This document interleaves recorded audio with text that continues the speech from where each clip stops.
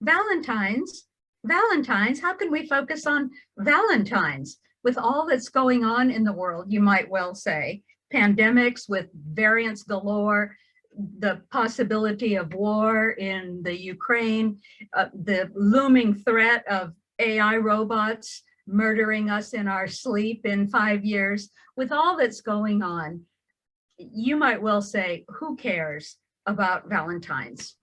Well, let's say that things really are dire, and this is the last Valentine's Day you will ever see. Wouldn't you like your last act to be that you expressed love to the people you care most about?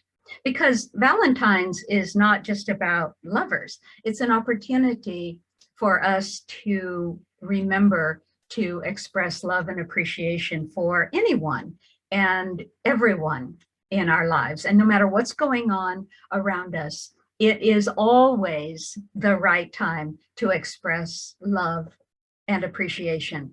And for many of us, I think the stress of the world today as it is may even cause us to express less love and appreciation because our minds and hearts are so filled with concern and anxiety and fear for so many of us.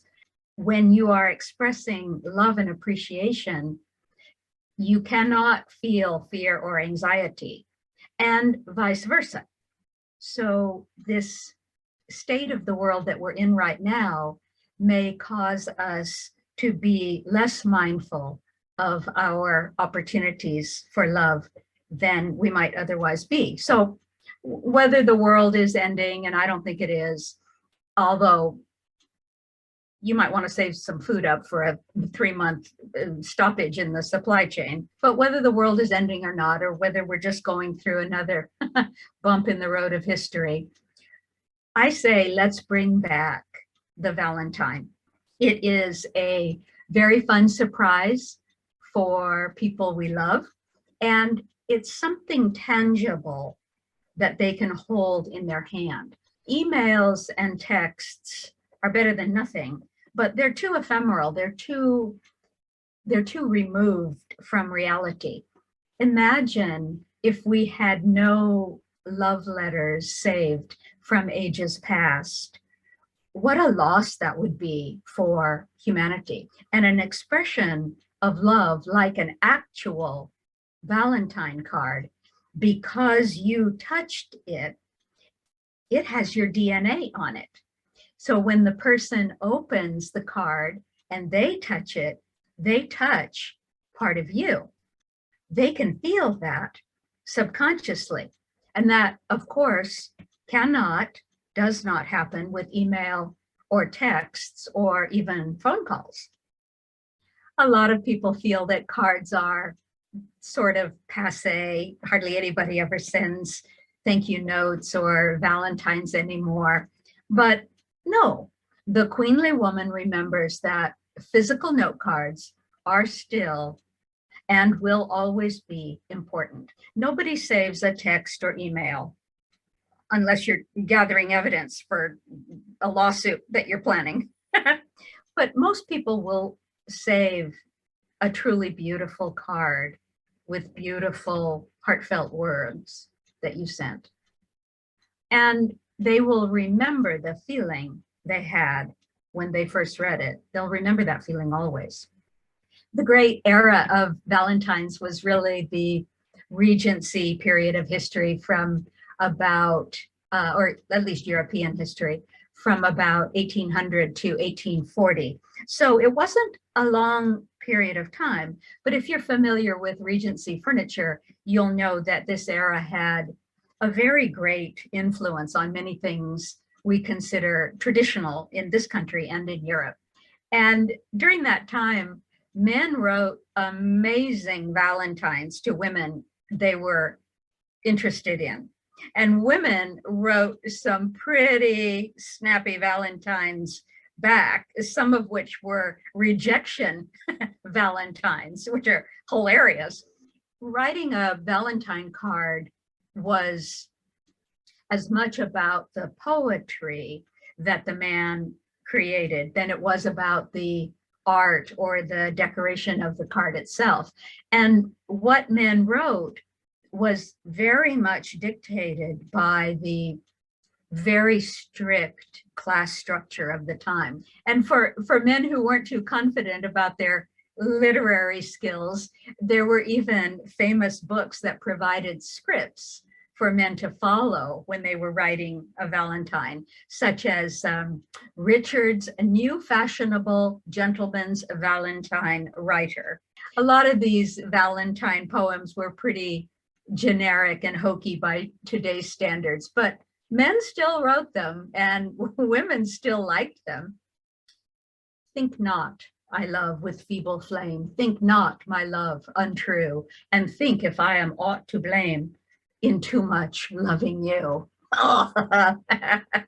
Well, there were a lot of those, but most Valentines were more creative and very personal. And here's one from a lowly worker to his sweetie. Although my occupation's mean, I wish my girl to know. On Sundays, I am very clean and seem more high than low. They frequently are found more coarse who think themselves for fine. Take me for better or for worse and be my Valentine. So he's clean on Sundays for her. Here's quite a pragmatic Valentine message from a tradesman who wanted to marry this woman, but was pretty concerned that she was going to be expensive. So here's his attempt to be both romantic and at the same time warn her in advance that he's not going to be laying out a lot of dough for her. So his Valentine goes, if you'll my partner be for life, my Valentine I shall regard. But you must be a frugal wife because the times are very hard. I'll give you what is good, I vow, and always strive to make you glad. But no extravagance allow, because times are very hard. He has to say times are very hard twice, not once, but twice. And the second one doesn't even rhyme. Here's her rejection Valentine in return. You look too high, I must declare. More modest, pray appear, and seek a Valentine elsewhere within your proper sphere. A servant wench your vows may hear, a barmaid may incline, but look not higher, or I fear you'll get no Valentine. Here's a very practical one from a beer brewer. Men often commented on how they would provide for the wife. So they mixed their trade or their work into, they mixed that information into their Valentine. So here's one from a beer brewer. My barley is fine and good my kiln. In making malt, none has more skill. And though my horses oft are blind, my love to you is not, you'll find. What though my granary is well filled, as any maltster e'er behold, yet what is all this store to me, unless that I could purchase thee? Come then, and all my malt command, I'll put the staff into your hand, my barley, every grain be thine. So he says, purchase thee, which, we're not too thrilled with that, but he's a businessman and those were the times. So we can kind of forgive him if he thinks in these terms. In the end, though, what he's telling her is that he has a good business and he is willing to let her have all of it, be the queen of all of it, and that none of it matters to him without her, and that he will give her every grain. He says, I will give you every grain, and he will put the staff of the queen in her hand. Oh, that's pretty good Valentine, I think. Here's one from a man who made beaver hats. Like to a beaver, soft and fine, such is your skin, sweet Valentine, as fine as any down your hair, which ever made a hat to wear. Were I a beaver hat for thee, 'twould suit my wishes to a T. When on your head I then did shine, how blessed would be your Valentine. Oh, let me grace your pretty head, therewith an ostrich feather spread. How grand would be the lot of mine, to call you dearest Valentine. So she gives a pretty sassy answer. Why, how now, Hatter? What's the matter? Have you broke from Bedlam late? So in case you don't know, Bedlam was a big mental institution. So she's basically accusing him of insanity. Have you broke from Bedlam late, thus to rave, you saucy knave? Pray leave off such idle prate. Hat and feather take together. Them and you I must decline. So mind your trade, you dirty blade. I will not be your Valentine. I probably ended that. Here's one from a tanner promising not to beat his Valentine, should she choose to become so. Beatings were very common for women. And so he's trying to assure her with this hilarious Valentine. Though I am a tanner by my trade, yet Valentine, don't be afraid, though often hides I tan, 'tis true. I never will tan the hide of you. Thanks, how romantic. The bark and lime that's in the pit may tan the outside of my wit and keep my heart quite stout for you, much more than other trades can do.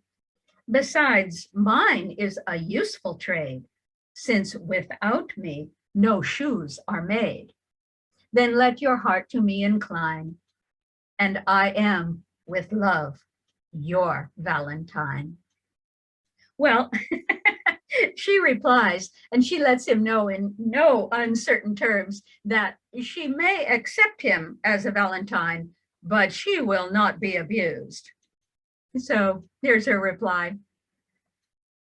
Though you in my heart, Mr. Tanner, would glide, I fear that you will tan my hide, which sure would kill this heart of mine, if ever you should, my Valentine. Useful's your art, I own, 'tis true, in making leather for the shoe, but may not yet that useful art, as hard as leather, tan your heart?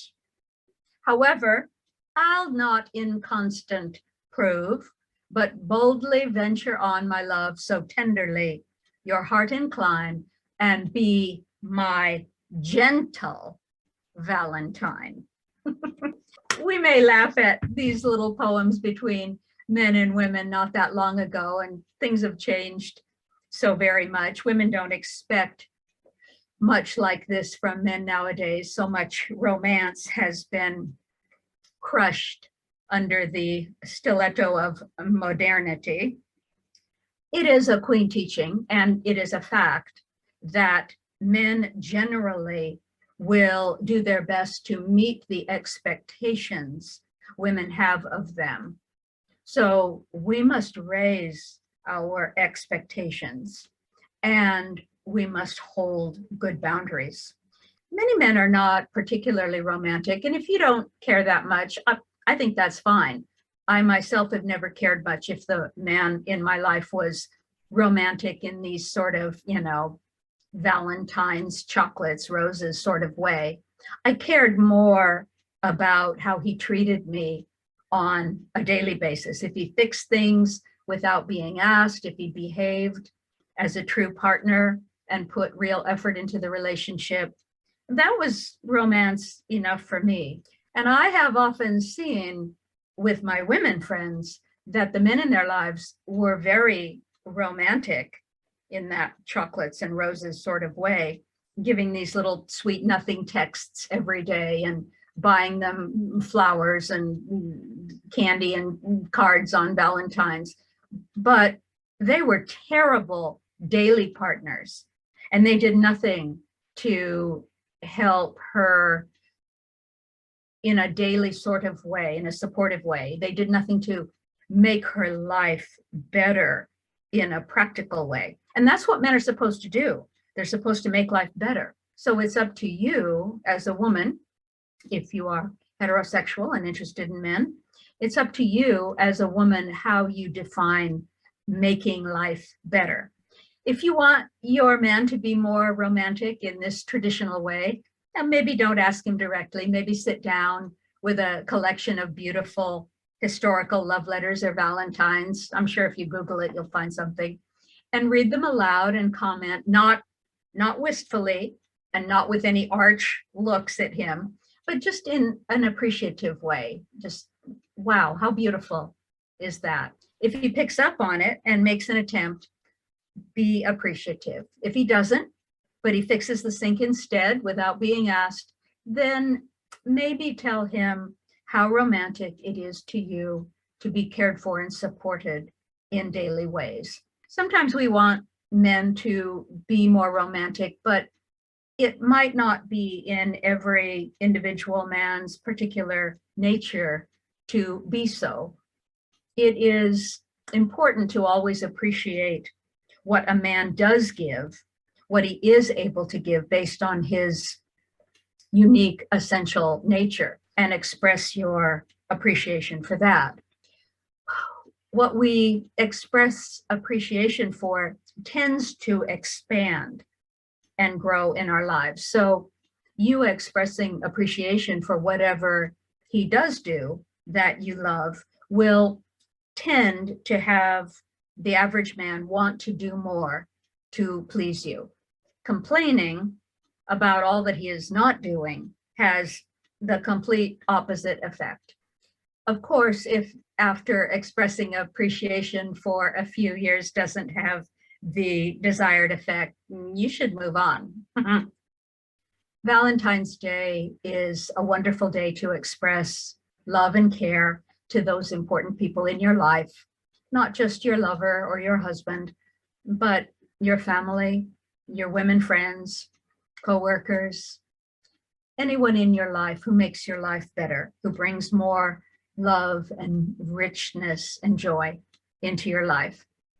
If this is the end of the world coming soon, then maybe the most important thing that you can do on these last days is send out love. What would be more important than expressing love in a time of difficulty or in a time of complete crisis? When is love more needed?